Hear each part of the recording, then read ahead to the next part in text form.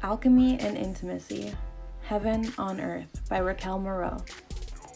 Chapter 3, Opposite and Complementary, Male versus Female Physiology.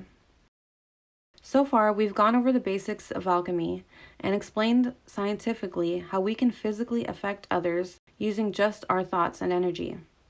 In this portion, we will be reflecting on the different physiology and societal expectations of men and women so that we can better understand where our partner is coming from and how to make them happy. We've spent a lot of time emphasizing the importance of coming into intimate relationships with a mind that is clear and focused, and with a heart emoting appreciation and gratitude. However, this focused energy will all be for naught if we are not connecting to our lover in the right way physically. It's outwardly obvious that the physical appearances of the male and female sex organs are polar opposites. It's as if nature wanted us to see this, to remind us that they also function in completely different ways. We must honor and respect our differences in order to avoid imposing pain or discomfort on our partner during foreplay and sex. The first major difference we notice is that the male organ is an outer appendage, while the female genitalia is turned inward. Men see and handle their genitalia on a daily basis to use the restroom, and are usually pretty comfortable and familiar with the utilization of their member. Women do not have reason to look at or touch their genitalia frequently, and are therefore less experienced handling or utilizing their organs, sometimes until they're much older.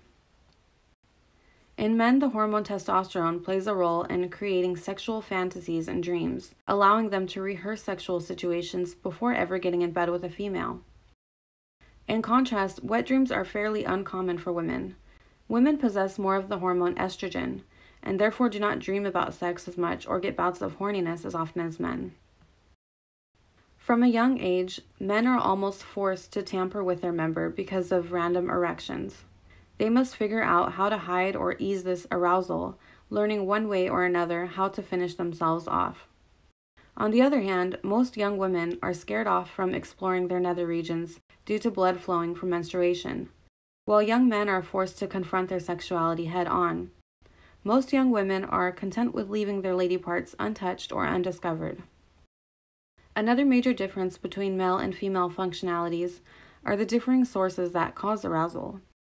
Because men use the left side of the brain, they are more easily stimulated visually and physically. The male organ is designed to be ready for sex with just a look. Women primarily use the right brain and are stimulated by stirring emotions like respect, devotion, and trust. Nature designed the woman's sex organ to require extra care before being aroused and lubricated enough to be able to enjoy penetration.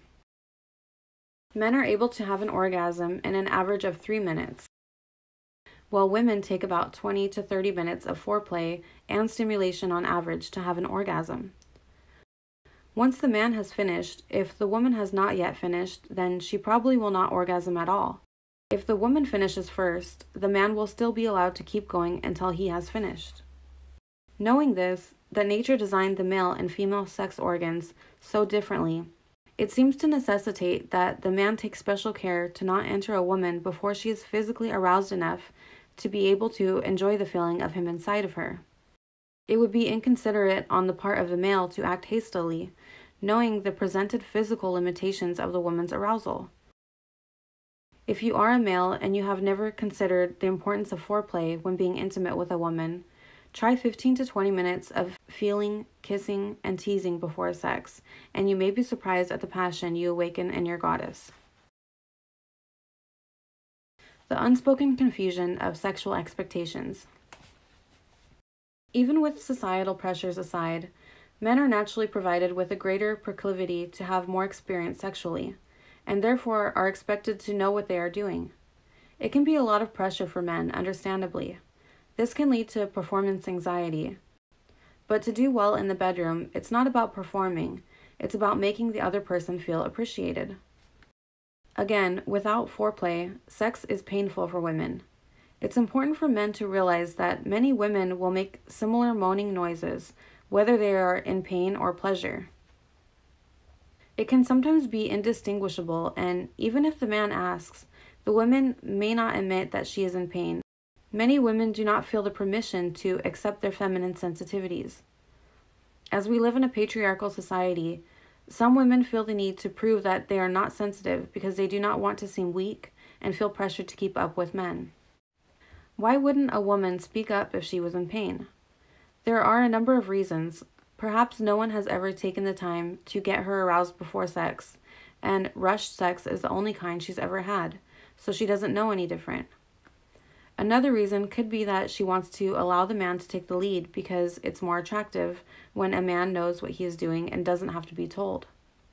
Or she might accept the pain because she wants to please him and make sure he feels good. Another possibility could be that she has watched porn, seen female actresses being treated so roughly that appear to be getting so much pleasure out of this treatment, which may have distorted her view of intimacy. She may think that this is how sex is supposed to be, or how men want sex to be, and it must mean something is wrong with her if she doesn't enjoy it. She might think it's her fault that she's not wet enough, or her vaginal canal is too short. Women also feel performance pressure. Because of this confusion, it's easy to see why men might have the impression that foreplay is not necessary. Just because the woman seems to be enjoying herself without stimulation does not mean that she is. And again, even if asked, she may not admit it. The man should not think that loud noises or certain facial expressions mean pleasure. He must realize that nature dictates that her organs do not work the same as his, and do require extra time and attention to catch up to him if he wants to make sure she feels pleasure. If the man decides to not pause and take the time to arouse his woman, yes, it will save him a lot of time, and her intense moans may turn him on a lot more. But he must accept that it will only be a matter of time before she begins to get bored or disgusted with this one-sided sex. Disregarding her bodily needs will manifest into arguments and problems in the relationship as she reflects on all that she sacrifices while he gives nothing but pain and feels all of the pleasure. Over time, she may get turned off to sex altogether or be unwilling to try new things in bed. The man might then become bored of her and later become unsatisfied in the relationship as well. It would be much wiser to show her patience and slowly awaken her passion. By doing this, she will open like a flower and join him in living out sexual fantasies beyond his heart's desire. Satisfying primal needs. If the man or woman is too tired to put effort into foreplay, it is better to not have sex at all until you do have the energy. Sadly, couples often have the sentiment, "I'm too tired to have sex, so don't even touch me because I don't want to get turned on." If you care about the person you're with and you want the relationship to work, you can't just write them off altogether when you don't want to have sex. During these times, you should still kiss, cuddle, and embrace one another. By doing this, you are still supercharging your energy together by combining your magnetic fields. This may even give you both the energy to have sex later on, but don't do it selfishly for that reason, or else you will disrupt the flow of energy. Instead, fully enjoy the nourishing embrace of her maternal energy and notice how your paternal stability brings her contentment and joy. While the man should be encouraged to learn a woman's anatomy, the responsibility of having good sex does not fall on him alone. It is the woman's God-given right to not let a man enter her until she is fully aroused.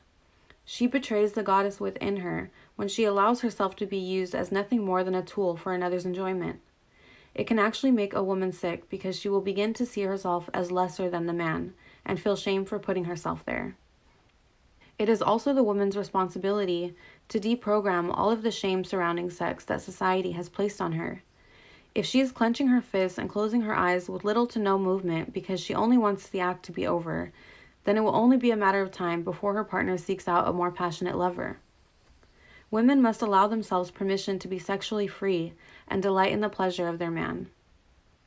Men and women have different needs they are looking to fulfill with intimacy, as reflected in the following survey, which demonstrates the current polarity of male and female concerns when it comes to sex. A group of men and women were asked what they worry about most when having sex. For men, their number 2 sexual concern, behind getting an STI, was making sure the woman has an orgasm. Strangely enough, women ranked wanting an orgasm as their 9th least important concern during sex. These are the 8 sexual fears that women ranked as more concerning to them than actually having a climax during sex. 1. The man won't want to wear a condom. 2. She'll catch an STI. 3. She'll accidentally get pregnant. 4. The man will not find her body attractive. 5. The man won't take no for an answer. 6. The man will want to do something she's not comfortable with. 7. An embarrassing bodily function will occur during sex. 8. The man won't be satisfied. And lastly, 9. She will not orgasm. In sexual intimacy, it is far more important for women to feel safe and appreciated for what they have to offer. Emotional security outweighs physical pleasure because for women, it is a precursor to pleasure. Esoteric writer Ida Craddock offers a beautiful explanation of how a woman longs to be treated in her book, Right Marital Living. Comparatively few men realize that while a man is a sexual animal, the unawakened woman is at best a maternal animal. The average woman desires to mother the man she loves, to hold him in her arms, close to her bosom, and to caress him thus, without genital contact. If her husband masters the art of cunnilingus and has consideration for her clitoris and self-control of his orgasm, then her love goddess will awaken, and their union will be nightly. Such a goddess of love will eventually manifest a passion which would amply satisfy him. What she needs is to be gradually aroused by the right sort of treatment on his part, and to learn the power of self-stimulation on hers. Couples, like spoiled children, often miss the pleasure which might otherwise be theirs, or spoil the potential for a long and luscious relationship by failing to acknowledge the power of the primal relationship within the context of sacred sexuality. Women do long to be ravaged and have intense orgasms once they have received the right kind of treatment. As it stands today, married women are twice as likely as single women to use a vibrator, and 78% of women surveyed have admitted to using a vibrator while they were in a relationship. So it's not that they don't want to climax, it's just that their partners aren't doing it for them. As a side note, if you are a woman and have become reliant on a vibrator to have an orgasm, it would be a good idea to abstain from this for at least a month to allow your response to stimulation to be reset. If you enjoy frequent masturbation, practice mindful masturbation using just your hand over a period of at least 15 minutes. Only then should you work with your partner to try to have an orgasm by engaging in both foreplay and sex. It will be worth it. An energetic orgasm packs twice the punch of an orgasm from a vibrator. The bottom line for women is to work on opening up and surrender, while the man must work on slowing down and self-control. If you are patient and lover-like and gentlemanly and considerate and do not seek to unduly precipitate matters, you will find that nature will herself arrange the affair for you most delicately and beautifully. If you will first satisfy the primal passion of the woman, which is affectional and maternal, and if you will kiss and caress her in a gentle, delicate, and reverent way, especially at the throat and bosom, you will, by reflex action from the bosom to the genitals, successfully arouse within her a vague desire for the entwining of the lower limbs, with ever closer and closer contact, until you melt into one another's embrace at the genitals in a perfectly natural and wholesome fashion. And you will then find her genitals so well lubricated that your gradual entrance can be effected not only without pain to her, but with a rapture so exquisite to her that she will more readily invite your entrance upon a future occasion. Ida Craddock, The Wedding Night. If you take anything away from this, let it be the following. While in the act of sex, the most important element is to maintain awareness of your thoughts and feelings. Always focus on how much you appreciate the person you are with, or at least how much you appreciate the fact that you are able to have this experience. Do not let your mind dwell on the pleasure you are trying to impose on them or receive for yourself. By staying in the moment in a state of gratitude and combining this state with the right kind of physical touch, you and your partner will enter into a trance together where time ceases to exist, further allowing you to both drop your egos and melt into one another. Now that we've explored the male and female perspectives on sex, release expectations and find that there are better experiences beyond your wildest dreams if you can just enjoy the moment with one another. In the next chapter, we will perform a couple of exercises to learn how it feels to give and receive sacred touch compared to thoughtless touch. We will then compare physiologically proper sex to porn sex so that you may reconsider wrongfully learned movements.